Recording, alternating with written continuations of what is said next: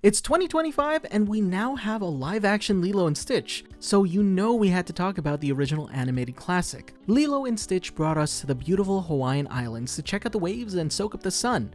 Vicariously, of course. But more importantly, it also gave us a touching story about family.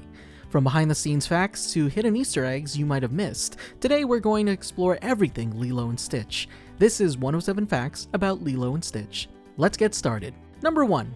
In 1997, Disney's top brass gathered at CEO Michael Eisner's ranch and decided they should make a simpler, cheaper animated film, basically a quote-unquote Dumbo for our generation. As Disney exec Thomas Schumacher put it, they wanted a director-driven project that wasn't a massive spectacle, giving animators more creative control and giving Disney's budget a break after a string of pricey 90s epics. Number 2. Enter Chris Sanders, a Disney story artist who had co-written Mulan.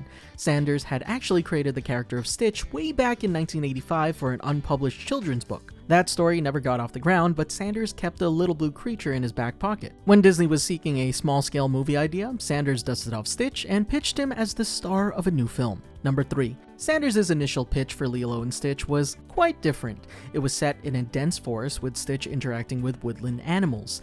The idea was that Stitch was an alien monster hiding among creatures in nature. Disney executive Thomas Schumacher gave Sanders some honest feedback. An alien in a forest of animals wasn't as interesting or visually dynamic as an alien dropped into a human world. In other words, an alien among animals is not as remarkable as an alien among humans, Schumacher told him. And honestly, it was a pretty good point. Number 4. Schumacher also felt Sanders' forest setting was a little too drab, all greens and browns. He suggested a more colorful locale, even tossing out Tahiti as an idea. Sanders took that to heart. He had a map of Hawaii on his wall from a recent vacation and thought, why not set the story there? He didn't know anyone in Hawaii at the time, so he literally picked names off a map. That's where Lilo, a common Hawaiian name meaning lost, and Nani, meaning beautiful, came from. With that, Sanders moved the story to the Hawaiian Islands, a choice that, he said, quote, colored the entire movie, and made it feel unique. Number 5. Setting an animated film in Hawaii was a bold move.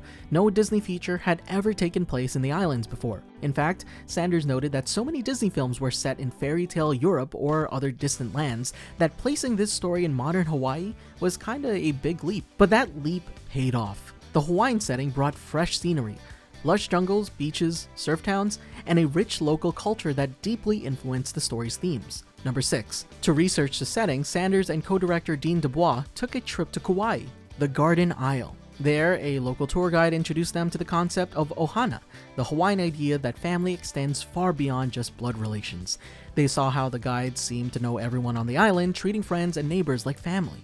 This inspired them to center the film on that notion of ohana. As DuBois recalled, quote, no matter where he went, our tour guide knew somebody. He explained the idea of family that extends way beyond blood. The concept of ohana became an important part of the movie, unquote. Little did they know a single line about ohana would make audiences everywhere sob uncontrollably. More on that later though. I'll also side note, I did take a trip to Hawaii for the first time in 2022, and it was honestly one of my favorite trips ever. Just like the beautiful landscape, the people, the atmosphere, everything about Hawaii was really nice. And I really want to go back. Number 7. Sanders didn't pitch his ideas with words. He went all in. He spent a week in a Palm Springs hotel drawing a storybook-style pitch portfolio for Lilo and Stitch. He even sculpted a physical model of Stitch to show executives exactly what this creature looked like. And, get this, he built the model using clay, some glass beads for eyes, and parts of a real crab he bought at a seafood market. The crab's legs eventually became Stitch's antenna. Sanders was truly ready to serve up Stitch, literally with crab legs and all. The homemade model impressed Disney enough that they greenlit the project on the condition that Sanders also direct the film in his own distinctive art style. Number 8. Sanders had a very personal, rounded drawing style, lots of curvy shapes and big expressive eyes that wasn't typical of Disney's 1990s output. Disney execs told him, quote, we'll make this movie, but it has to be in your style, unquote. So, unlike other Disney films where characters are reinterpreted by legions of animators, Lilo and Stitch's characters are almost exactly as Sanders drew them. The result, a unique look where even the humans, like Nani and Lilo, have a softer, rounder design. This stood in sharp contrast to the more angular, perfect Disney characters of the era, and it gave the film a signature look. Number 9. Disney assigned the project to its feature animation studio in Orlando, Florida, not the main Burbank studio. In the late 90s, Disney had a satellite animation unit at Walt Disney World, and Lilo and Stitch became the third feature primarily produced there after Mulan and Tarzan sequences. The idea was to make the film with a smaller, tight-knit team away from Hollywood's eye. Co-director Dean DuBois said the Florida studio at the time felt like Disney in the 1930s, young artists hungry to prove themselves in a more relaxed, collaborative environment. In other words, it was the perfect petri dish to grow an oddball idea like Lilo and Stitch. Number 10. One major reason Lilo and Stitch got made was because it promised to be cheap, at least by Disney standards. After expensive endeavors like Pocahontas and Atlantis, Eisner wanted to see if a leaner film could succeed. Lilo and Stitch's production budget was about $80 million, roughly half of what Disney spent on Treasure Planet a few months earlier. The team embraced the lower budget as a challenge. Quote, "We would pay for our story freedom by controlling our budget," Sanders said. In other words, Disney left them alone creatively because they kept costs down, which is pretty crafty. Number 11. The animators employed all kinds of penny-pinching tricks. For example, they often omitted characters' shadows. Drawing and coloring moving shadows is labor-intensive, of course. If you look closely, many scenes have no separate shadows or they take place in diffuse light. They even staged a lot of action under trees or indoors so they wouldn't need to animate shadows. As DuBois joked, "You'll notice so much of Lilo and Stitch takes place in the shade of trees and bushes to save effort." They also simplified clothing details. Nani originally had 2 different outfits, but they realized designing and painting an additional costume for her was too expensive. So she wears the same red top most of the film. They even nixed little details like pockets or logos on clothes to streamline the drawing process. It was all about working smarter to make the movie more affordable. Number 12. One of the most striking stylistic choices in Lilo and Stitch is its watercolor backgrounds. Rather than the usual gouache or digital backgrounds Disney had used for decades, the art team went old school. In fact, Disney hadn't made a feature with watercolor painted backgrounds since the 1940s. Dumbo was one of them. Watercolor can be tough to work with, and mistakes can't be easily fixed, but it gave Lilo and Stitch a warm storybook quality. The backgrounds are softly blended and drenched in tropical color, perfect for evoking Kauai's real look. Co-director Sanders had to convince some folks on this approach, but it was another way to make the film visually stand out, and if you pause on some background paintings, they're absolutely frame-worthy. Number 13. While most of Lilo and Stitch was traditionally hand-drawn, the team did strategically use CGI for a few complex objects, notably spaceships and vehicles. The massive Galactic Federation starships, the hovercraft, and even the fuel tanker truck in the climax were CGI models integrated with a hand-drawn animation. By doing that, they saved time on drawing tricky mechanical perspective and got smooth movement. They kept the CGI subtle, and in the style of the film, this wasn't meant to look like Toy Story. So many viewers don't even realize those elements are computer generated. It's a testament to how well the 2D and 3D were blended that nothing sticks out like a sore thumb. Number 14. Late in production, the team faced a huge curveball. The original ending action sequence had to be scrapped and redone. In the first cut of the film, in summer 2001, Stitch hijacked a 747 airliner and flew it wildly through the city of Honolulu with Gantu in pursuit. It was a frenetic, cartoony aerial chase until real-world events made it problematic. After the September 11th attacks, a scene of an airplane weaving between city skyscrapers was obviously not going to fly, so to speak. Sanders recalled his heart sinking as he realized the parallels. That entire sequence, which the team had animated to near completion, had to be junked for sensitivity reasons. This was just weeks before the film's final deadline. Number 15. Co-director Dean DuBois came up with the clever solution for the ending. Instead of Stitch stealing a jumbo jet from the airport, he steals Jumba's alien spacecraft that was hidden on Kauai. The chase scene was reworked so Stitch flies through mountains and clouds, no buildings. Fortunately, the original 747 and the new spaceship were both among the few things animated with CGI, which made things easier. They remodeled the 747 into an alien ship. That's why the final red spaceship still has some jet-like features. It has the big engines that look a lot like a Boeing. In a matter of months, they pulled off a huge revision. Crisis averted, and the audience never knew what they missed until years later when the original clip surfaced online. Number 16. Surprisingly, the drastic change ended up giving the movie a little something extra. After redoing the climax, the team found that they had a few minutes of screen time left that they could use. So they decided to add a short epilogue montage. Those photos of Lilo, Nani, Stitch and the gang on various adventures and holidays that you see during the end credits. They used that remaining budget to animate the heartwarming montage, showing how life continued happily for the Ohana. Sanders has said he can't imagine the film without that now, because it provides such a satisfying close. Fun fact, in one of those epilogue images, you can spot Nani's elusive second outfit on the clothesline, a cute nod after they cut it from the main film to save money. Number 17. Lilo and Stitch was directed by Chris Sanders and Dean DuBois, both first-time directors. And you know what? Talk about knocking it out of the park on your first try. They had been story collaborators on Mulan, so they already worked well as a team. What's unusual is that Sanders wasn't just behind the camera, he was also behind the mic. He provided the voice of Stitch himself. Yep, that raspy, mischievous alien babble, "Miga na la quista," and such, I hope my impression wasn't too bad, comes straight from the co-director himself. Sanders initially did Stitch's voice as a temporary placeholder in story reels, but everyone grew so fond of it that it became permanent. It's now hard to imagine anyone else capturing Stitch's weirdly cute intonations as well as Sanders did. You know what? It kind of reminds me of the voice behind the Baroness from Cuphead, because apparently her voice was temp until the team was just like, "No, this is good. You should be the final voice." And I love the Baroness's voice. It's so funny. Number 18. Sanders later revealed a practical reason he kept voicing Stitch. If Disney had cast a big-name actor, that actor or the studio might have pushed to give Stitch more dialogue. The whole charm of Stitch is that he mostly speaks gibberish and just a few words of English and Hawaiian. Sanders quipped, "If we hired a real actor, the studio might have come back and asked why we're only giving Stitch 3 or 4 words, and insist we give the character more to say." By keeping Stitch's voice in-house, literally his own voice, they protected Stitch's adorable limited speech. It's a bit of a sneaky move, but it worked. Stitch stays mostly nonverbal and communicates with body language, which makes his few spoken lines, "Ohana means family," etc., hit even harder. Number 19. When Stitch does speak English in a couple scenes, Sanders actually treated those moments very seriously. He joked to co-director DuBois, "Today I'm an actor and you're a director," before stepping into the recording booth. He let DuBois direct his vocal performances for lines like, "I'm lost," and "It's little and broken but still good." Sanders said if his take didn't work, they were prepared to recast the voice. But of course, it did work just fine. As a result, Stitch's voice is consistent and authentic, since it came from the character's creator all along. And Disney got to save on hiring another actor. Number 20. The voice cast of Lilo and Stitch was notably diverse and authentic. For Lilo, Disney cast then 10-year-old actress Davei Chase, who infused Lilo with equal parts sweetness and feistiness. Interestingly, 2002 was a breakout year for young Davei.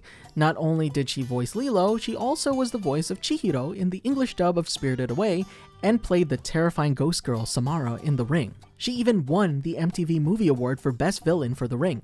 So if Lilo's voice sounded familiar and gave you chills, maybe you saw The Ring. Lilo and Samara are the same person after all, which is a bit of wild trivia.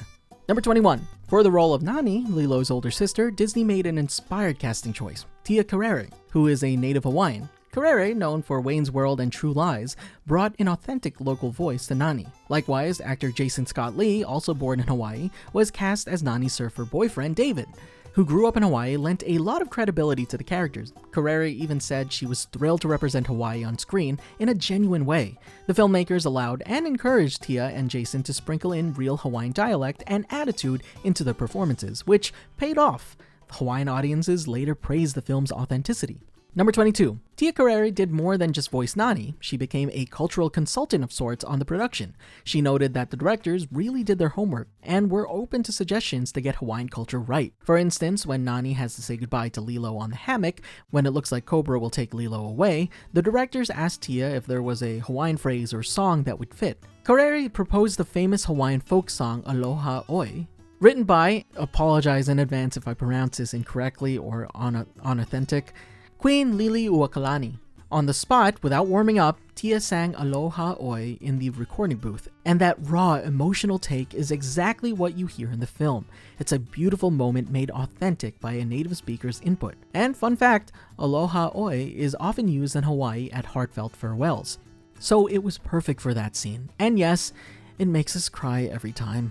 Number 23. Carrere also added local pidgin English flavor to Nani's dialogue. In one scene, Nani scolds Lilo by saying, "Lilo you lolo," in Hawaiian pidgin. Lolo means crazy or foolish. That line wasn't originally in the script. Carrere ad-libbed it, explaining that's exactly what a Hawaiian-born big sister might say to a kid sister acting nuts. The filmmakers loved it and kept it. People from Hawaii are like, "Oh my god, I can totally tell you're local," Carrere said, proud that the film captured real island colloquialisms. This is likely the first Disney animated feature where a character speaks Hawaiian Creole English on screen.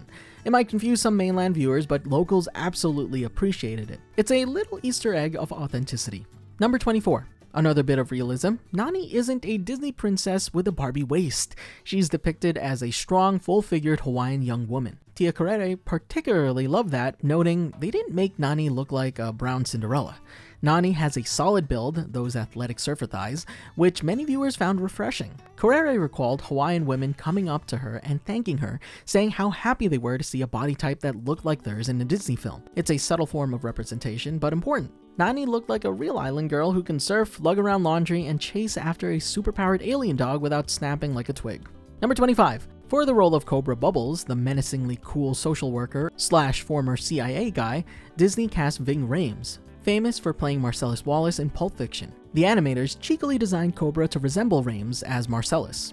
Bald head, hulking physique, even the earring. It's basically an inside joke. What if Marcellus Wallace became a social worker? Cobra's presence is hilarious because he's so intense. In fact, Cobra Bubbles' very name is a joke. Cobra sounds dangerous, paired with Bubbles, which sounds harmless. We're told his name was inspired by a dish detergent label. Funnily enough, Rhames' deep voice fit perfectly, and he delivers lines like, "I'm the only one they call when things go wrong," with such deadpan gravitas that you half expect him to start quoting Pulp Fiction.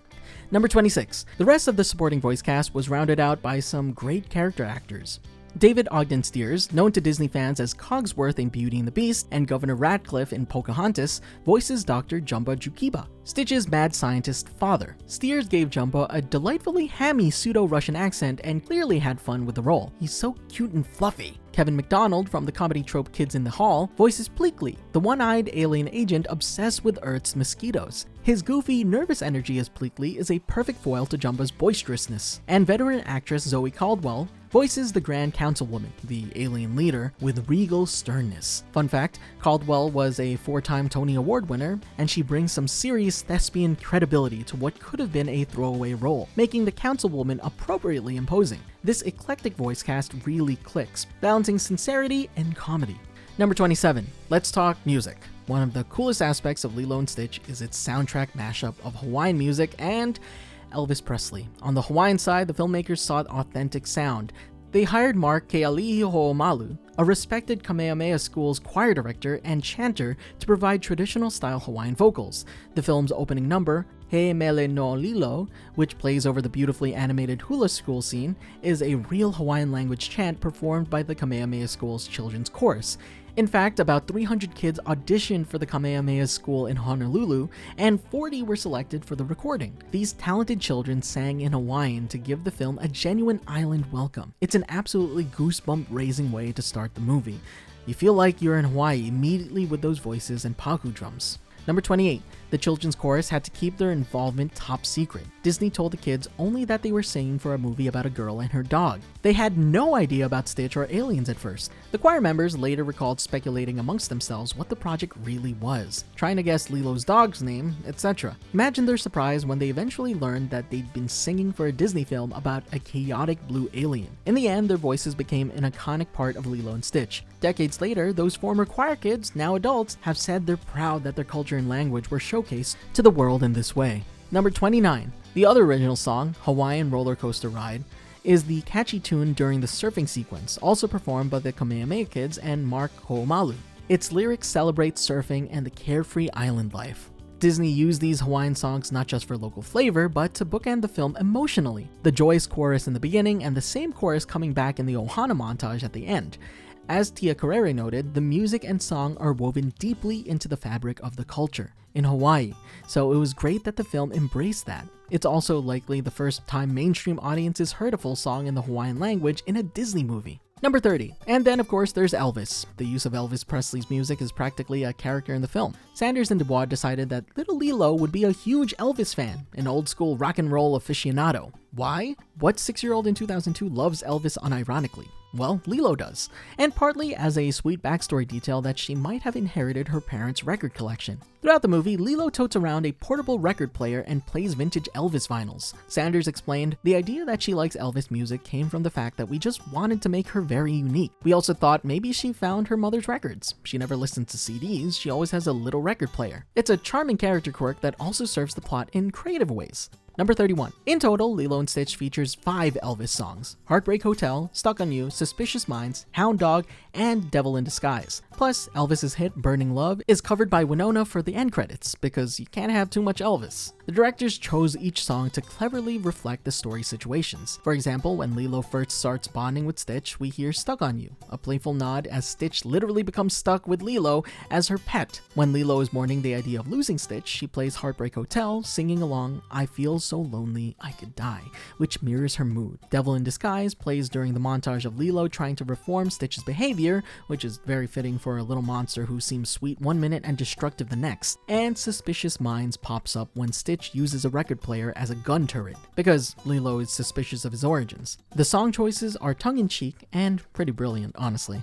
Number 32. The Elvis sequences also provide some of the film's funniest moments. Case in point, Stitch's Elvis impersonation. In an attempt to prove to the social worker Cobra Bubbles that Stitch can be a model citizen, Lilo dresses Stitch up as Elvis. White jumpsuit, ukulele, pompadour, wig, and all. And he performs Devil in Disguise at the beach. The sight of this alien doing a hip-shaking Elvis routine is pure comedy gold, especially when he accidentally incites chaos with screaming fans and a flying wheelchair.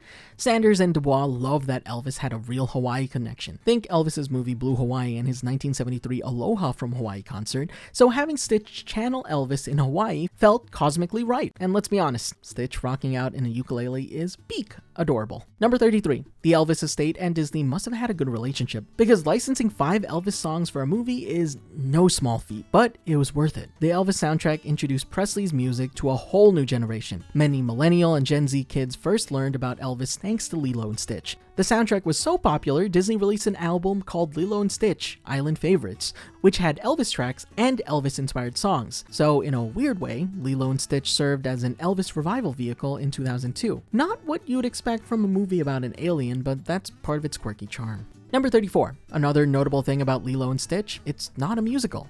Unlike virtually every Disney animated feature in the preceding decade, no character breaks into Broadway-style song to further the plot. Sanders and Dubois made a conscious choice to drop the musical formula. Sanders felt that once characters start singing to the camera, you enter a different, more fairy tale reality, and they wanted Lilo and Stitch to feel a bit more grounded and real despite the aliens. The minute a character begins to sing, it places the film in a certain realm. Sanders said, "So while music is crucial in the movie, it's either background soundtrack or sung in the scene naturally. The result is a film that isn't pinned as a musical, which some think helped attract audiences who might normally skip kids' cartoons."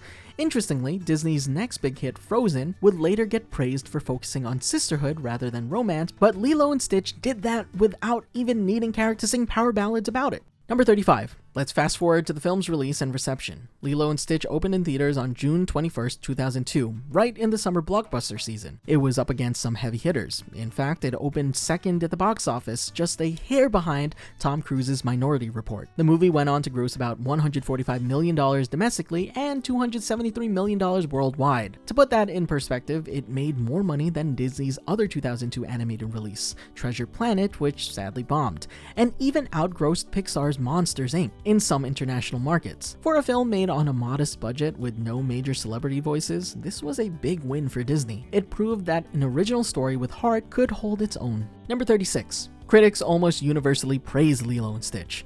Roger Ebert gave it 3.5 out of 4 stars, calling it one of the most charming feature-length cartoons of recent years. Funny, sassy, startling original, and with 6 songs by Elvis. He highlighted that it doesn't get sickeningly sweet and has as much to offer adults as kids. Many reviews noted the film's bright, offbeat look and tonal originality. After a decade of more formulaic Disney fare, Lilo and Stitch felt fresh. The New York Times, Rolling Stone, Variety all gave thumbs up, often singling out Lilo and Stitch's relationship and the theme of broken but bending extended family as the movie's heart. The film ended up with a very high Rotten Tomatoes score of 86 fresh, and an A cinema score from audiences, indicating that both critics and moviegoers were delighted by this quirky Ohana. Number 37. A lot of praise was directed at the portrayal of sisterhood and family in the film. Remember, this was a time when Disney was known for princess romances. Lilo and Stitch flipped the script. The central relationship is between two sisters and their adopted pet. The emotional stakes revolve around social services and keeping a family together after tragedy, rather than a typical villain showdown or love interests. Many reviewers found this focus brave and refreshing. In fact, years later, when Disney's Frozen came out and was lavishly praised for prioritizing sisterly love, Chris Sanders couldn't help but feel a little frustrated. People were like, finally, a non-romantic relationship between two girls, and I thought,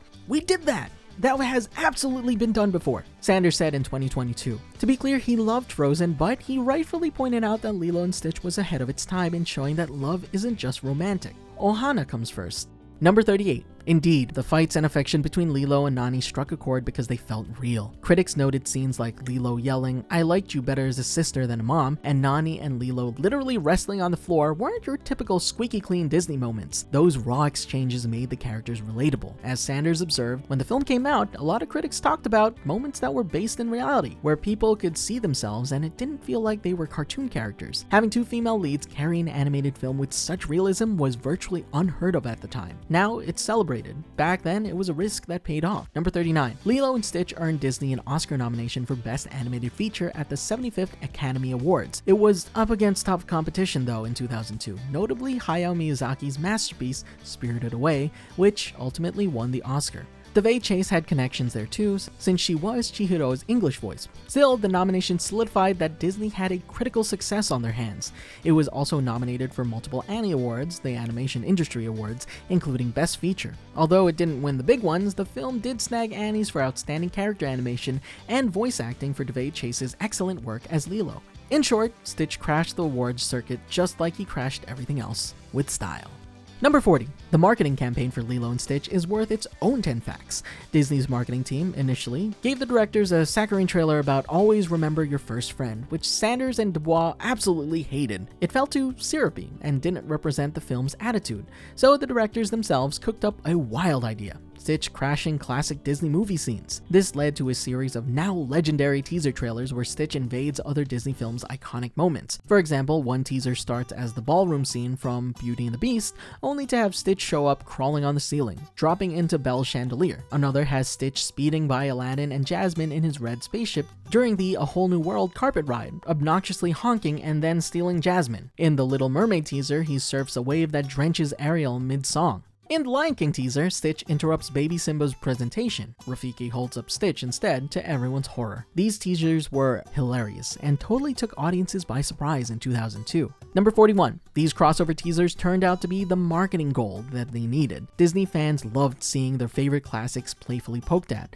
and it established Stitch as a cheeky rebel from the get-go. The marketing execs were initially wary, but they ended up loving the idea. How could they not? Stitch was lampooning Disney's own formula. Some of the original voice actors from those 90s films were reportedly less amused. Legend has it that Paige O'Hara, voice of Belle, wasn't thrilled to see Belle flung off beast back by an alien. But overall, the campaign was a hit. It told audiences right away, this is not your typical Disney fairy tale. Even the tagline in one poster read, "There's one in every family," meaning that black sheep troublemaker, which Stitch certainly is. The irreverent marketing created huge buzz and is still remembered as one of Disney's most creative ad strategies. Number 42. When the first full trailer and the film's posters came out, Disney kept up the self-referential humor. One poster shows Stitch spray painting a mustache on a wall full of Disney princesses. Another marketing image had various Disney characters, Aladdin, Ariel, etc., looking shocked with the text. Disney even put out faux interviews with other characters complaining about Stitch. It was unprecedented. The studio had never used its legacy characters to hype a new character like this. By the time the movie opened, pretty much everyone knew Stitch as that cheeky little blue monster messing up Disney scenes. It was a brilliant way to introduce a new IP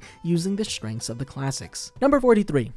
Of course, like I mentioned before, the marketing hype translated into box office success. Like I had mentioned before, Lilo and Stitch pulled in $35.3 million on its opening weekend place, but less than $500,000 shy of the top spot, which was Minority Report. Considering it wasn't a sequel or based on a known property, that was impressive. The film had legs too. Families kept coming throughout the summer, and in the end, it earned $145 million in the US and $273 million globally, like I mentioned before. Number 44. Beyond dollars and cents, Lilo and Stitch left a lasting cultural impact, especially with the concept of ohana. The line, "Ohana means family. Family means nobody gets left behind or forgotten," spoken by Stitch, has become one of Disney's most iconic quotes of all time. You see it on t-shirts, wall art, tattoos. It's practically a pop culture proverb now. Disney themselves have leaned into it. Merch with that phrase is everywhere. It resonates because it's a beautiful, succinct summary of the film's message about inclusive family. For many fans who grew up with the movie, that quote holds deep personal meaning about sticking together with loved ones through thick and thin. Few Disney films post-2000 have produced a quote as widely recognized as this one. Not bad for a cuddly blue alien's wisdom. Number 45. Speaking of ohana, it's worth noting that Lilo is a Hawaiian name that can mean lost, which is fitting since Lilo feels a little bit lost at the start, having lost her parents and struggling to fit in. And Stitch obviously implies mending or stitching things together, so some fans like to interpret Lilo and Stitch as lost and found or lost and joined, symbolically. It's a neat linguistic coincidence that Lilo helps Stitch find a family and Stitch helps patch up Lilo and Nani's broken home. Whether by design or luck, the names beautifully reflect the story's trajectory, two lost souls stitching their family back together. Number 46. Lilo and Stitch didn't just succeed as a one-off film, it launched a whole franchise and ongoing fandom. Following the movie, Disney created 3 direct-to-video sequels and 3 TV series. Yes, 3 TV series. The first sequel, Stitch, the movie, in 2003, led directly into an animated TV series, Lilo and Stitch, the series, which ran from 2003 to 2006, on the Disney Channel. The series followed Lilo and Stitch tracking down and befriending the other 625 experimental creatures Jumba created, which I don't think they reach all the creatures, but they do a lot. In it, they turn them from troublemakers into productive members of Hawaiian society, essentially spreading ohana one experiment at a time. The series even had crossover episodes with other Disney cartoons. Stitch met the Kim Possible crew, for example, and honestly, it was a hit with the kids who wanted more Stitch antics. Number 47. The second DVD sequel, Lilo and Stitch 2, Stitch Has a Glitch, returned to focus on Lilo and Stitch's life together. It's set between the first film's ending and the epilogue montage. It dealt with a failing experimental glitch in Stitch that threatens his life, ramping up the emotional stakes again. Then came Leroy and Stitch in 2006, a finale that wrapped up the TV series storyline, introducing Leroy, an evil red duplicate of Stitch, and culminating in a big showdown featuring all of Stitch's experiment cousins. Notably, Leroy and Stitch finally gave closure to the running gag of the ice cream guy. The direct-to-video sequels might not have the magic of the original, but they kept the characters alive for fans a little while longer. Number 48. On top of that, Lilo and Stitch spawned some unexpected international spin-offs. In 2008, Disney collaborated with Japanese studio Madhouse to create an anime series simply titled Stitch. In this series, Stitch lands in Okinawa and befriends a Japanese girl named Yuna, since Lilo isn't in this version. It basically transplanted the concept to a Japanese setting, showing how universal Stitch's appeal is. The anime ran for 3 seasons and even had crossover episodes with classic anime characters like Hello Kitty. Yes, that happened. Later, a Chinese animated series called Stitch and I was made in 2017, moving Stitch's adventures to China. Stitch truly went global, adapting to different cultures while maintaining his core personality. It's pretty rare for a Disney character to get local region adaptations like this, which speaks to Stitch's worldwide popularity. Number 49. Let's not forget the theme park presence. Disney wasted no time bringing Stitch to its parks. In 2004, Walt Disney World opened Stitch's Great Escape in Magic Kingdom, replacing the infamous extraterrestrial alien counter attraction. A Stitch's Ride was a theater-in-the-round experience where the audience contained Stitch, who of course escapes and wreaks playful havoc. To promote the opening, Disney did a wild publicity stunt. Stitch TP'd Cinderella's castle. One morning in November 2004, guests entered Magic Kingdom to find the iconic castle draped in toilet paper and a big Stitch graffiti banner hung on it, as if Stitch had broken loose overnight. There was even a giant inflatable Stitch at the train station entrance and Stitch wanted posters all around. It was one of the most over-the-top marketing pranks Disney has ever pulled. Some fans were amused, others were horrified at the castle's defacement. But it did make a lot of noise and announce Stitch's arrival. Number 50. Stitch's Great Escape ran for over a decade with periodic updates, and Stitch also started popping up in parades, merchandise, and live shows at the parks worldwide. In Tokyo Disneyland, they went so far as to re-theme their Enchanted Tiki Room to a Stitch show. In 2008, Tokyo debuted the Enchanted Tiki Room Stitch Presents Aloha e Komomai, where our naughty blue friend interrupts the tiki bird's luau. It's a super cute show that blends the classic Tiki Room vibes with Stitch's antics, and lots of Hawaiian music, which feels right at home. Between character meet and greets, plush toys, and attractions, Stitch basically became a staple Disney character, up there with the likes of Tinkerbell and Simba in terms of omnipresence. Not bad for Experiment 626. Number 51. Stitch's popularity, especially with kids who maybe weren't into princesses, turned him into a merchandising juggernaut. By the mid-2000s, Stitch merchandise was selling like crazy. In Japan, Stitch became massive, reportedly one of Disney's top characters in terms of merchandise sales, even rivaling Mickey at one point. The Japanese love cute but mischievous characters, and Stitch fit the bill perfectly. There's a reason they made an anime for him. There's a bit of irony. An experiment designed to destroy everything became an experiment in how much merch Disney could sell. From dolls to lunchboxes to Halloween costumes, Stitch's face was and is everywhere. Disney even dubbed June 26 626 Day and does special promotions on June 26 each year for Stitch fans. Stitch and the character truly transcended his movie. Number 52. To wrap up on a heartfelt note, the legacy of Lilo and Stitch lies in its message about unconventional family. Over the years, many people have shared that Lilo and Stitch helped them cope with their own family struggles. The idea that family means no one gets left behind or forgotten is incredibly comforting. In one interview, Sanders and Dubois mentioned hearing about a girl whose mother left an abusive home after watching Lilo and Stitch, telling her daughter, "We're never going to be left behind or forgotten." The movie gave them courage to start anew. That's an extreme example, but it shows the film's emotional reach. The directors have expressed gratitude that their offbeat story about a little girl and a dog from outer space resonated so deeply with audiences. Lilo and Stitch taught us that families come in all shapes and sizes. Some are two sisters, a weird blue alien, a one-eyed alien uncle, and a ragtag community that sticks by them. And that message continues to inspire all ages. Number 53. Naturally, Disney couldn't resist bringing Lilo and Stitch into the live-action remake era. This was first announced back in 2018, and after a few years of development, it's finally making its way to screens, if it hasn't already by the time this video comes out. The film stars newcomer Maya Kaialoha as Lilo, a young native Hawaiian actress, which is great casting here, Sydney Agudong as Nani, and Kahiao Machado as David, alongside Zach Galifianakis and Billy Magnuson.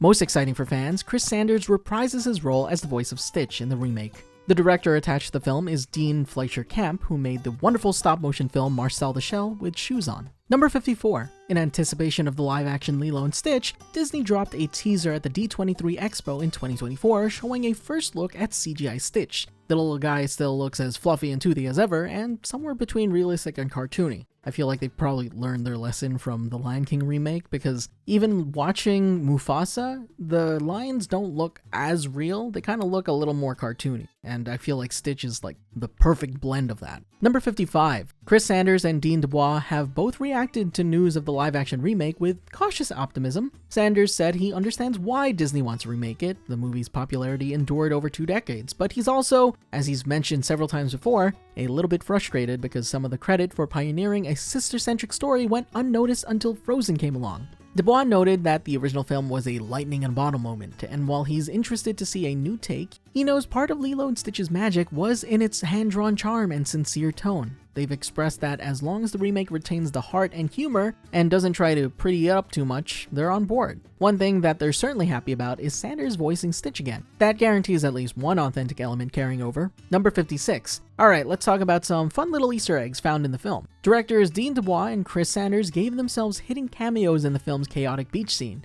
As Stitch rampages, you can spot 2 panicked tourists running away. These are actually Dubois and Sanders drawn into the crowd. It's a little blink and you'll miss it Easter egg of the filmmakers literally running from their own creation, and can you blame them? It's Stitch after all. Number 57. The movie slyly pays homage to Mulan, the previous film Sanders and Dubois worked on. In one scene, Lilo, Nani, and Stitch run by a Chinese restaurant called Mulan Walk. Number 58. Nani even has a Mulan movie poster on her bedroom wall. These background gags, of course, nod to the director's past. A little insider wink at fans who know that they co-wrote Mulan before flying off to Hawaii.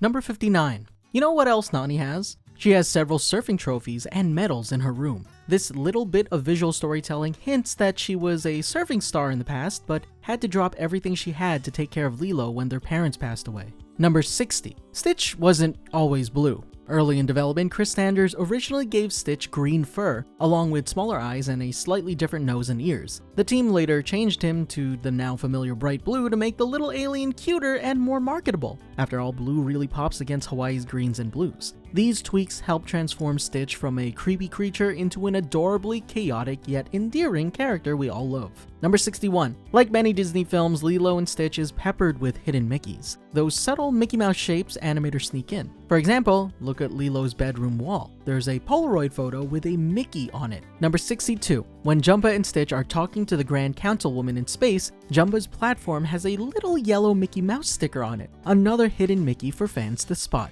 Number 63. In fact, the special hieroglyphs surrounding the Grand Councilwoman also have a hidden Mickey among them. Number 64.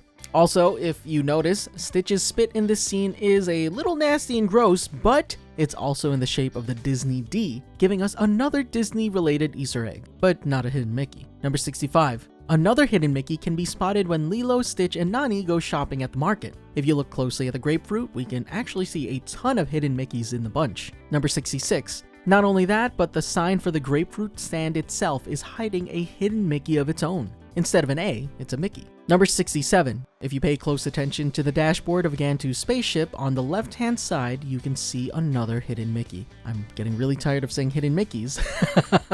So for number 68, we'll talk about the A113 Easter egg. The animators snuck in the famous A113 Easter egg, which is the number of a CalArts classroom, which was used by many Disney Pixar alumni. You can see one when Stitch rampages through Lilo's room, destroying a model of San Francisco in the process. There's a Hawaii license plate that reads A113.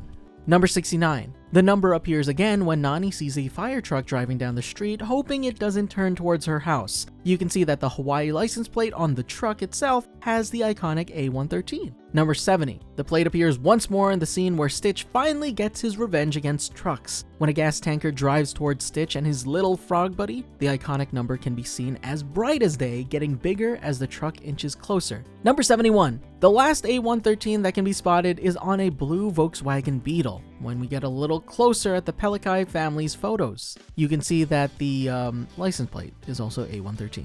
Number 72. And we're back to hidden Mickeys. When Stitch is opening presents with Lilo and Nani, the ornaments are arranged such that they make a hidden Mickey. You can kind of see them, the little berries on top. Number 73. Oh!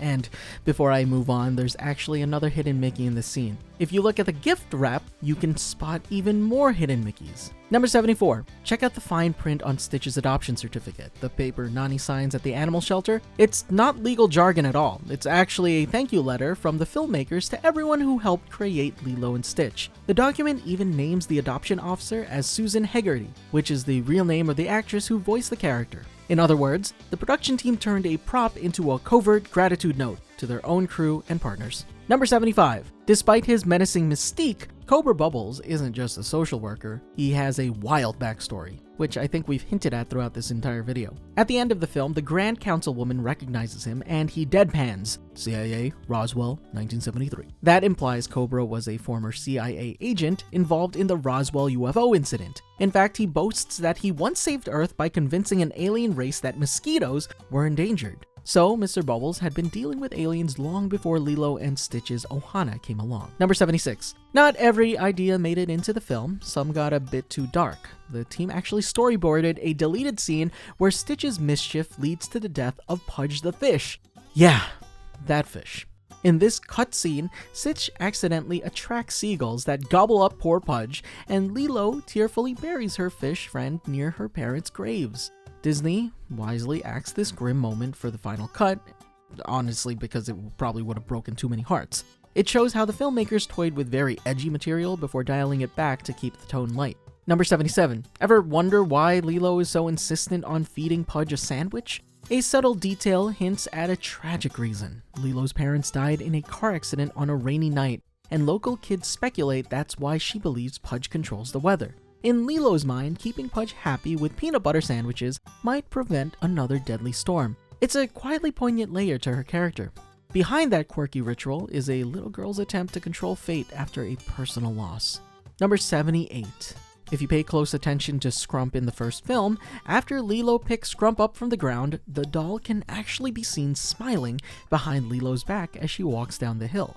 Number 79. Oh, wait, speaking of Scrump, when Stitch is trying to help put Scrump back together, you can spot another hidden Mickey if you look at the heel of the boot over to the left of the screen. There's just hidden Mickeys everywhere. You can spot them in every freaking scene. It's crazy. Number 80.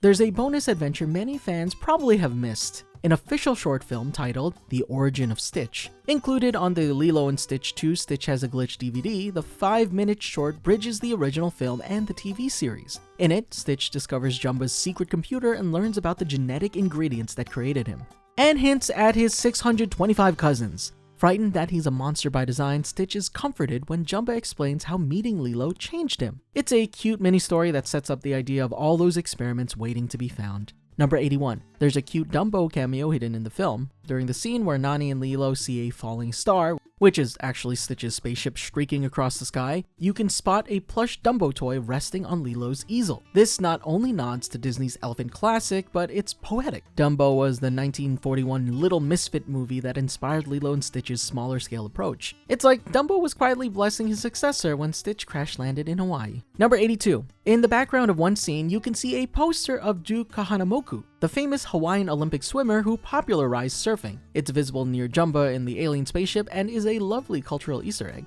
Duke is a Hawaiian icon, so including his image is a nod to Hawaii's real-world heroes. After all, Lilo and Stitch isn't just about aliens, it's also a salute to Hawaiian culture and history. Number 83. One of the sillier hidden gags. When Pleakley pulls an octopus off his face at the beach, the suction cup marks left on his cheek form a Mickey Mouse! It's a hidden Mickey! Number 84. Lilo and Stitch had one of the most offbeat promotional events in Disney history. Its premiere was held at Graceland, Elvis Presley's legendary home. After the Presley estate enthusiastically approved the film's use of Elvis's music, Disney actually hosted a special screening at Graceland, complete with a tour of Elvis's jumpsuit collection for the filmmakers. Number 85. Speaking of that jumpsuit, many find that Stitch in a jumpsuit playing Devil in Disguise fits very well considering he's literally a monster in disguise. It's very on the nose, if you ask me. Number 86. If you watch Lilo and Stitch on Disney Plus today, you'll notice a small edit for safety. In the original 2002 film, Lilo hides in a clothes dryer during hide and seek, but on Disney Plus, she's hiding in a cabinet with a pizza box as a makeshift door. Disney quietly altered that scene in later releases to discourage kids from imitating Lilo and climbing into dryers, which can't blame them, it's dangerous.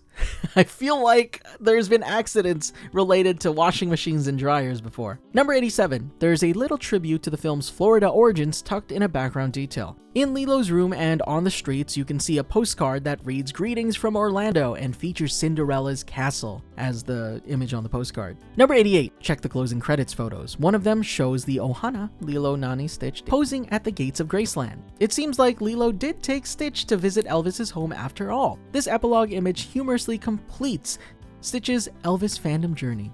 Number 89. In fact, much of the end credits montage pays homage to Elvis's 1961 film Blue Hawaii. The photos of Nani, Lilo, and Stitch at a luau on a beach and in Hawaiian wedding attire mirror scenes from Blue Hawaii, which, like Lilo and Stitch, blends Hawaiian setting with Elvis music. It's a playful tribute, the movie that gives us Hawaiian roller coaster ride, tipping its hat to the king's own Hawaiian adventure. Number 90. Elvis Presley plays a surprisingly big role in Lilo and Stitch. The film features 5 Elvis songs, which I've mentioned before, but this was honestly the first time Disney built so much of a soundtrack around existing pop songs rather than an original score. The gamble paid off, of course. The Lilo and Stitch soundtrack was a hit in its own right, even going platinum, which means over 1 million units sold, by 2003. By blending Elvis tunes with Hawaiian music and Alan Silvestri's score, the movie introduced the King's music to a new generation. As co-director Dean DuBois joked, "We needed Elvis to help tame a little monster." And indeed, nothing calms a rampaging Stitch like a little rock and roll. Number 91. The film's musical score was composed by Alan Silvestri, a Hollywood heavyweight known for Forrest Gump and Back to the Future. In fact, during production, the team temp tracked scenes with the music from Silvestri's earlier films and loved the feel so much that they said, "If we can get Alan, we're set." Sure enough, Silvestri came on board. His score blends perfectly with the Hawaiian songs and Elvis's tunes. Number 92. Alright, let's get back to some Easter eggs. Looking closely at the TV at Lilo's house, you can spot the films that the family's watching. In Lilo and Stitch, Stitch can be seen watching Earth vs. the Spider, a film from 1958. Number 93. This Easter egg returns in Lilo and Stitch 2. Instead of Earth vs. the Spider, however, the film the family watches is Them, a film from 1954. Number 94. Similar to the movies that the Pelikai family watches, the photos of Elvis Presley are true to form and not animated in any way. Number 95. If you look at some of the aliens, they're actually inspired by other Disney characters. For example, look at this tiger and this pink-looking alien. These are inspired by Tigger and Piglet respectively. Number 96. Lilo and Nani's last name, Pelikai, is briefly visible on Nani's paper forms, though never spoken aloud. It's a Hawaiian surname that cleverly combines Pele, the Hawaiian volcano goddess, and Kai, the sea. Given that these sisters live between the island's volcanic mountains and the ocean, Pelikai couldn't be more fitting. It's a tiny world-building detail that grounds the characters in Hawaii's culture. Number 97. The hula teacher in the film is named Kumu, which is the Hawaiian word for teacher. It's literally what students call their hula instructors in real life. It's another example of the production getting the local detail right. They didn't just make up names, they used the real term of respect. Number 98. By the way, the voice of Kumu, Amy Hill, returns later in the franchise and provides the voice of one of Lilo's aunties in the sequel Lilo and Stitch 2. Number 99. The beautiful watercolor backgrounds in Lilo and Stitch weren't easy to create. Many Disney artists in 2000 had never worked extensively in watercolors since the studio hadn't used them for backgrounds since the 1940s. So, the art team embarked on watercolor bootcamp. They spent about 7 months practicing and taking lessons in the medium. Veteran background artist Peter Morley mentored others on the technique. All that training paid off. The film's backgrounds have a soft, storybook-like quality that perfectly suits Hawaii's atmosphere. Number 100. In early drafts, Stitch wasn't a genetic experiment at all. He was the leader of an intergalactic gang, and Jumbo was one of his former cronies sent by the Galactic Council to capture him. Test audiences didn't love the idea of a crime boss as the hero of a family film, so the writers reinvented Stitch and Jumbo's relationship into mad scientist and creation. It was a smart change. Turning Stitch into the out-of-control Experiment 626 made him more like a misbehaving pet than a villainous gangster, and it let Jumbo become a wacky, lovable, flawed, evil genius dad figure instead of a bitter ex-partner. Number 101. Early test screenings also revealed a funny misunderstanding. Viewers thought Nani was Lilo's mother, not her older sister. The filmmakers realized they hadn't made the sibling relationship clear enough, so they tweaked and added scenes to drive it home. They emphasized Nani calling Lilo her sister and showed their photo with their parents. Once adjusted, audiences understood the unique setup. A big sister fighting to keep custody of her little sister. The confusion was fixed, and we got one of Disney's most heartfelt sisterhood stories. Number 102. Something I find hilarious is this little tidbit by producer Clark Spencer, who revealed the story was originally placed in an isolated town in Kansas rather than in Kauai. Number 103. Notice the storybook Lilo reads to Stitch? It's The Ugly Duckling, and that's no coincidence. Disney's 1939 The Ugly Duckling short is referenced in the film. The illustrators even drew the book's duckling to match the old cartoon design. Stitch sees himself in that tale of a lonely outcast finally finding family. In one quietly gut-punching scene, he wanders into the forest with a book and sadly says, "I'm lost," just like the duckling. It's a beautiful bit of symbolism. The destructive monster thinks he's an ugly duckling until Lilo and Nani show him he's actually a beloved part of their ohana. Number 104. The imposing cobra bubbles could have sounded very, very different. Originally, the filmmakers approached Jeff Goldblum to voice Cobra. Goldblum, known for his unique rapid-fire delivery, ultimately passed on the role. Disney then cast Ving Rhames, which turned out to be perfect. After all, the animators had partly modeled Cobra's look after Rhames' character Marcellus Wallace, which I had mentioned before. Number 105. Lilo and Stitch's influence even reaches the video games. Stitch makes his appearance in the popular Disney/Square Enix crossover series Kingdom Hearts, where he can be summoned in Kingdom Hearts 2 and Kingdom Hearts 3. Number 106. Stitch actually appears in Kingdom Hearts Birth by Sleep as well. Stitch's popularity was big enough that he had his own world in-game, showing just how popular he really is. You even get to face Gantu in a boss battle, which is sure to excite fans of the franchise. Number 107. Lilo and Stitch was something of a last hurrah for Disney's hand-drawn animation era. It was made with a lean team at the Florida studio and became Disney's most successful 2D animated film in the US since Tarzan, which came out in 1999. Sadly, not long after, Disney's Orlando animation unit was shut down in 2004 as the company shifted to CGI features. But Lilo and Stitch proved that traditional animation still had magic. It went out on a high note, a final bright spot before the hand-drawn hiatus. And that's it for 107 facts about Lilo and Stitch. Was this one of your favorite films growing up? Let us know in the comments below, and be sure to check out the source document linked in the description to learn more. Also, whenever you get the chance, let us know what you thought of the live-action remake. Thanks for watching, and remember, Frederator loves you.